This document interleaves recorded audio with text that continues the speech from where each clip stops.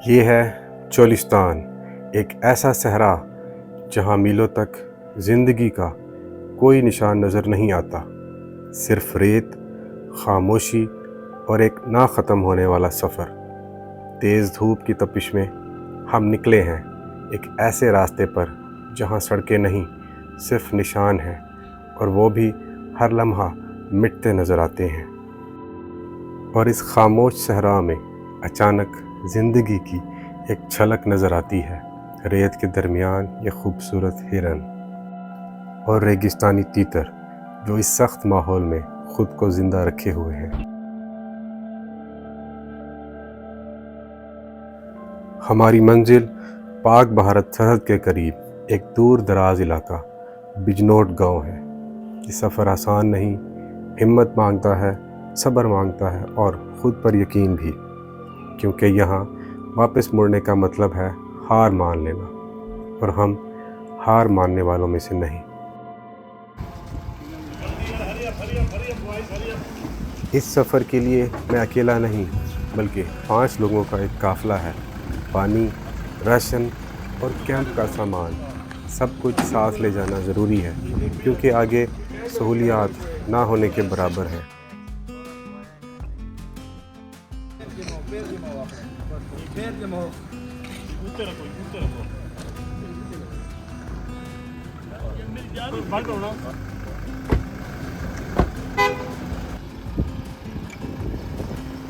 और अब यहीं से शुरू होता है हमारा असल सफ़र। बिरावर की सरज़मीन से निकलकर हम बढ़ रहे हैं एक ऐसे अनजान रास्ते की तरफ जहां हर कदम पर सिर्फ रेत के सिवा कुछ नज़र नहीं आता।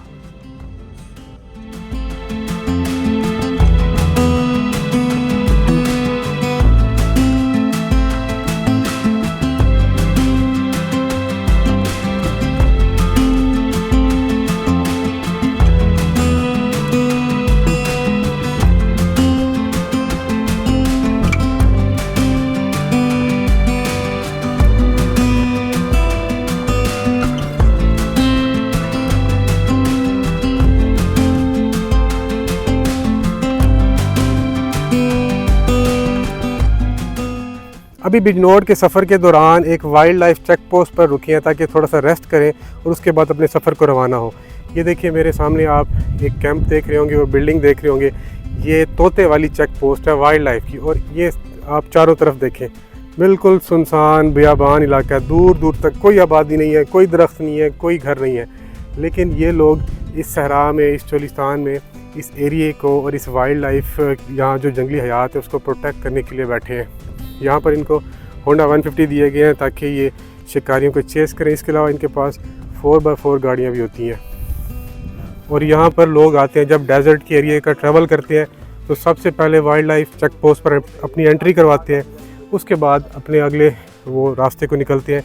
और इस कैंप के बिल्कुल साथ एक पुख्ता बिल्डिंग बनाई गई है। ये अबू ज़ैबी के जो शहज़ादे हैं उनके लिए ये एक चेक पॉइंट है, चेक पोस्ट है। जब वो यहाँ पर आते हैं, इस एरिया में शिकार करने के लिए आते हैं, तो यहाँ पर उनके जो मुलाजिम हैं या वाइल्ड लाइफ प्रोटेक्शन के मुलाजिम हैं यहाँ पर रहते हैं और इस एरिया में शिकार को प्रोटेक्ट करते हैं। ये देखिए दूर दराज इलाका है, लेकिन फिर भी यहाँ पर ये पीने का इन्होंने पानी का इंतज़ाम किया हुआ है। शायद वाटर सप्लाई का कोई सोर्स होगा। और यहाँ पर ये दरख्त, ये मेरे ख्याल में बेरी का दरख्त लग रहा है। ये छोटी सी एक मस्जिद बनाई हुई है, इसको हम मुसल्ला टाइप कह सकते हैं, जहाँ पर ये नमाज़ पढ़ते होंगे। देखिए बिल्कुल सन्नाटा है, दूर दूर तक कोई आबादी नहीं है, सिर्फ रेत के टीले ही टीले नज़र आ रहे हैं। लेकिन फिर भी ये लोग शहरों से दूर, गहमा गहमी से दूर इस इलाके को, यहाँ की वाइल्ड लाइफ को प्रोटेक्ट कर रहे हैं। अच्छा जी व्यूअर्स, यहाँ पर थोड़ी देर रुकते हैं, रेस्ट करते हैं, फिर आपको अगले ट्रैक की तरफ लेकर जाते हैं और बिजनौर की सैर कराते हैं। अच्छा व्यूअर्स, इस टाइम हम बिजनौर के इंतहाई ऑफ रोड और मुश्किल ट्रैक पर जा रहे हैं और इसको बताते हैं कि 3 रास्ते जाते हैं किला बिजनौर को। हमारे साथ हमारे दोस्त मौजूद हैं, माजिद भाई, तो बताएंगे, ये बड़े एक्सपीरियंस ड्राइवर हैं और इनको रूट्स का पता बताएंगे कि इसको कौन कौन से रास्ते जाते हैं और कितना फासला है। जी माजिद भाई बताइएगा, ये किला बिजनौर को कौन कौन से रास्ते जाते हैं और कितने किलोमीटर पर ये किला बिजनौर है? ये जी 3 रास्ते जाते हैं किला ड्रावर से। ठीक ठीक है जी। एक रास्ता जो हम अभी जा रहे हैं ना, ये है 90 किलोमीटर, 90 किलोमीटर। ठीक है। ठीक है जी, 90 किलोमीटर डिरावर से। ठीक है। अच्छा, एक दूसरा आता है जी, वो उसके ऊपर कार भी जा सकती है। ये तो वैसे ऑफ रोड है ना, ऑफ रोड गाड़ियों के लिए है। जी जी। वहाँ से हम कार पे भी जा सकते हैं। ठीक है। वो है चन्नन पीर से, मिठरा बंगला चन्नन पीर, या अगर भावलपुर से आप आ रहे हैं यजमान तहसील से, तो वहाँ से वो तकरीबन वो भी 90 किलोमीटर बनता है। यानी कार से आप इजीली जा सकते हैं। ठीक है। और इसका तीसरा जो रास्ता है वो है 132 किलोमीटर। अच्छा। यहाँ से हम किला ड्राइवर से हम पहले जाएंगे चाचना। ठीक है। चाचना से हम जाएंगे नवाजे वाली। चाचना ये क्या है? ये जो अबू ज़र वाली रोड है वही है? हाँ जी हाँ, चाचना है। चाचना एक टोबा है। ठीक है। ये चाचना से लेफ्ट टर्न करेंगे ना, तो ठीक हमें जो है 132 किलोमीटर पे ठीक है हम बिजरोड पहुँच जाएंगे। वो थोड़ा सा पक्का रास्ता है, थोड़ा सा रोड उसको है 42 किलोमीटर की। हाँ, लेकिन इसमें एक और चीज़ बताए ना कि हम जैसा जो नया बंदा है, ये आपने बता दिया रास्ता, लेकिन इसमें डेजर्ट में ट्रैक्स जा रहे होते हैं, बंदा भूल भी सकता है। इसके लिए गाइड की जरूरत है या ऑफलाइन मैप के थ्रू आ सकता है बंदा? ऑफलाइन मैप के जरिए भी आ सकता है। अगर आपके साथ गाइड हो ना तो सबसे बेहतर है। और कोशिश करें कि आप जो है ना ये सफर सर्दियों में करें। सही है, क्योंकि ये गर्मी है ना, गर्मी में यहाँ लोग नकल मकानी करके नहीं आते, ये लोग वापस शहरों को रुख करते हैं, आबादी की तरफ। सही। तो यहाँ पानी के वसाइल बहुत कम है। ठीक है ना, अगर आप रात को सफर करते हैं तो आपको पानी की जरूरत पड़ जाती है। दिन में दोपहर को तो धूप में यहाँ नुकसान का खर्चा होता है। अगर आप सफर करें तो आपके साथ एक्स्ट्रा पानी होना चाहिए। अभी हम अपने व्यूवर्स को दिखाते हैं ये ऑफ रोड ट्रैक कितना मुश्किल है, क्योंकि हमारे जो बहुत सारे दोस्त हैं वो ख्वाहिश जाहिर करते हैं कि हमने ये जो दूर दराज के लिए यहाँ पर आना है। एक तो बताएं साथ क्या क्या सामान कैरी करना चाहिए, और अगर ऑफ रोड ट्रैक पर आना है क्या यहाँ बाइक आ सकती है या सिर्फ 4x4 गाड़ी आएगी?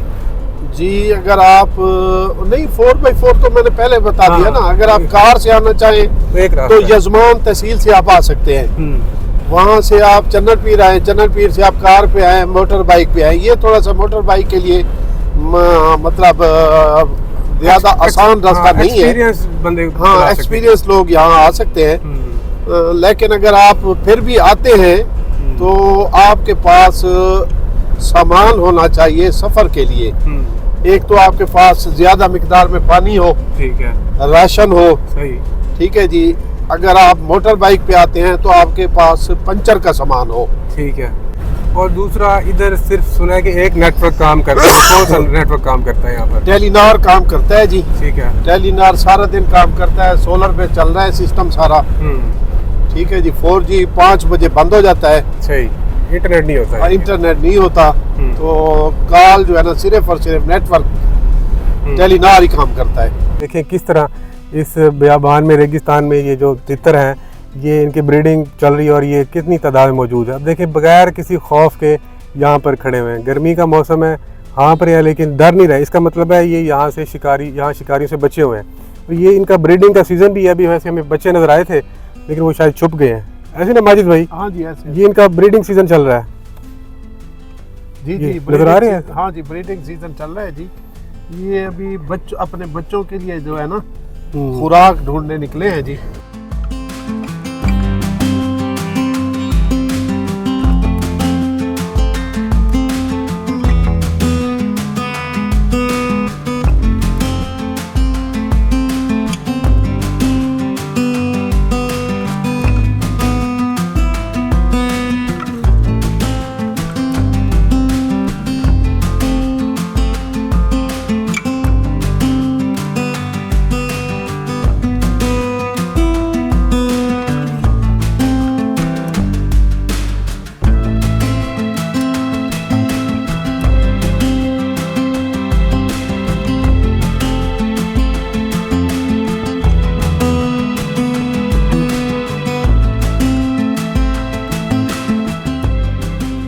अच्छा व्यूवर्स, आपने ट्रैक देखा, इंतहाई ऑफ रोड ट्रैक था और तकरीबन हमने 120 किलोमीटर का फासला तय किया। हमें ये फासला तकरीबन 20 से 25 किलोमीटर एक्स्ट्रा पड़ गया। उसकी वजह ये थी कि हम नवाकोट के रास्ते से आए थे। एक और रास्ता पड़ता है किला बिजनौर को, जो है सोडके वाली साइड से। अगर हम उस साइड से आएँ तो ये रास्ता तकरीबन 90 किलोमीटर पड़ता है।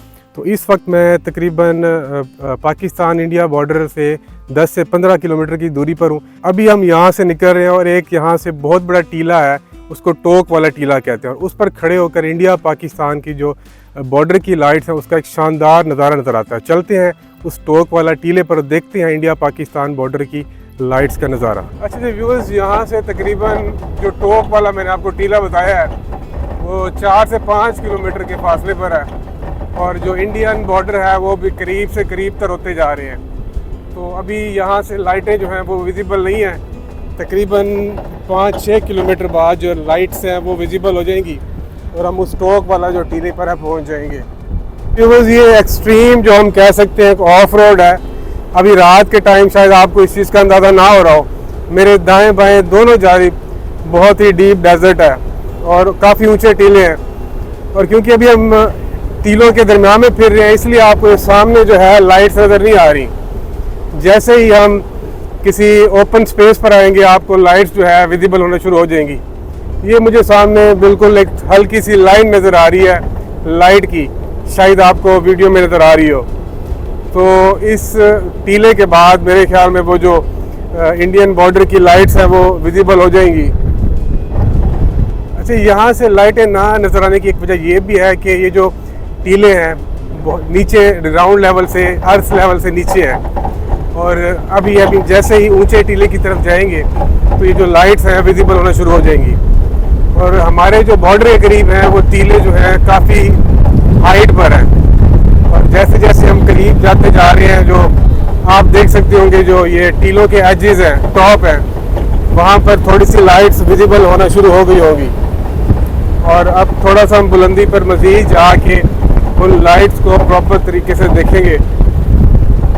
ये देखिए जी, बॉर्डर लाइन के करीब भी यहाँ पर मवेशी पाई जाती हैं, कैटल्स पाई जाती हैं, क्योंकि यहाँ पर मकामी लोग जो हैं वो टोबों पर रहते हैं, तो इस वजह से उनके जो जानवर हैं यहाँ पर फिरते रहते हैं। और दूसरा मैं आपको बताऊं कि यहाँ पर जो आप विदाउट परमिशन आपका यहाँ पर आना बिल्कुल ममनू होगा। सबसे पहले आप यहाँ पर बिजनौर एक वाइल्ड लाइफ की चेक पोस्ट है, वहाँ एंट्री करवाएंगे और वहाँ उनका कोई नुमाइंदा आपके साथ जाएगा जो इस बॉर्डर के करीब आपको विजिट करा सकता है, एरिया विजिट करा सकता है। और बिल्कुल आप बॉर्डर लाइन पर नहीं जा सकते क्योंकि वहाँ पर रेंजर की चेक पोस्ट भी है जो आपको बिल्कुल बॉर्डर लाइन के करीब जाने की इजाज़त नहीं देते। उसके लिए प्रॉपर एक परमिट लेना पड़ता है जो कि भावलपुर सिटी से मिलता है।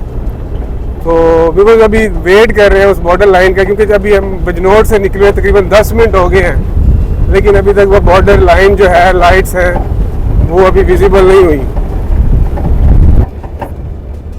ये देखिए फिर ज़ीरो लाइन के बिल्कुल करीब यहाँ पर जानवर फिर रहे हैं। अगर ये फेंस ना होती तो इंडियन जो जानवर हैं वो यहाँ पर आ जाते और जो हमारे जानवर हैं वो शायद बॉर्डर क्रॉस कर जाते।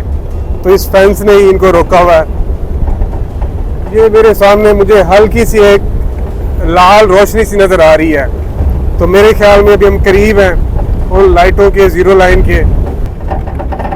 और दूसरा व्यूअर्स, ये जब 30-35 साल पहले यहाँ पर फेंस लाइन नहीं थी तो यहाँ के जो जानवर थे वो इजीली क्रॉस कर जाते थे, वहाँ पर चढ़ के आ जाते थे, और लोगों की आपस में रिश्तेदारियाँ भी थी, तो वो इंडियन पाकिस्तान के इन इलाकों में आते थे, अपने रिश्तेदारों से मिलते थे, चले जाते थे। और इसी तरह पाकिस्तानी भी बॉर्डर क्रॉस करते थे, अपने रिश्तेदारों से मिलते थे। लेकिन जब से ये फेंस लगी है, एक लकीर खींची गई है, तो ये जो जानवर इंसान भी यहाँ पर आपस में नहीं मिल सकते। तो देखते हैं उस फेंस का जाके नज़ारा करते हैं कि कौन सी फेंस है जिसने दो मुल्कों को आपस में मिलने से रोका हुआ है। अच्छा जी व्यूअर्स, ये सामने आप देख सकते हैं कि लाइटें विजिबल हो गई हैं और हम अब एक टीले की तरफ जा रहे हैं। टीले पर जाकर आपको इन लाइटों का एक शानदार जो व्यू है वो दिखाता हूँ, शानदार मंजर दिखाता हूँ चलकर। अच्छा व्यूअर्स, मेरे सामने बिल्कुल आपको एक बिल्कुल बारीक लाइन, एक लाइट की लाइन नज़र आ रही होगी। ये पाकिस्तान इंडिया बॉर्डर का फेंस है, एक हद बंदी है, और ये तकरीबन यहाँ से 5 से 6 किलोमीटर की दूरी पर है। कैमरे की आंख से आपको ये दूर नज़र आ रही होगी, लेकिन मुझे जो लाइव मैं मनाजिर देख रहा हूँ ये मैक्सिमम यहाँ से 5 से 6 किलोमीटर की दूरी पर होगी। और जिस जगह अभी मैं मौजूद हूँ, एक ये ऊंचा टीला है, ये मेरे चारों तरफ ये देख सकते हैं, ये ऊंचा टीला है। और इस ऊंचे टीले पर खड़े होकर ये सामने इस फेंस का आप नज़ारा कर सकते हैं, देख सकते हैं। और ये हद मैक्सिमम 5 से 6 किलोमीटर दूर होगी। और हमारे साथ दोस्त भी आए हैं, ये वाजिद भाई हैं, और ये भी यहाँ पर ठहर के वीडियो बना रहे हैं। और जहाँ ज़ेब भाई हैं और बाकी दोस्त नीचे बैठे हैं। तो मैं तो इस जगह का पहली बार नज़ारा कर रहा हूँ। पाकिस्तान इंडिया बॉर्डर की जो फेंस लाइन है उसको पहली बार देख रहा हूँ। हमारे साथ एक और दोस्त भी आए हैं, माजिद खान साहब। इन्होंने तो कई बार ये जो है फेंस लाइन देखी हुई है, लेकिन ये हमें पहली बार यहाँ पर लेकर आए हैं और इनका बहुत एक्सपीरियंस है। तो ये माजिद भाई, ये यहाँ से कितना दूर होगा? मुझे 5-6 किलोमीटर दूर लग रहा है ये। जनाब ये जो है ना, यहाँ से 16 किलोमीटर। अच्छा, 16 किलोमीटर है। 16 किलोमीटर से हाँ। कम जो है ना चौकी नहीं आ सकती। अच्छा, ठीक है। लेकिन यहाँ से ऐसे लग रहा है, क्योंकि सराह है, सराह में करीब दूर वाली चीज़ करीब लगती है। हाँ, तो ये 15-16 किलोमीटर हम अभी दूर खड़े हैं यहाँ बॉर्डर लाइन से।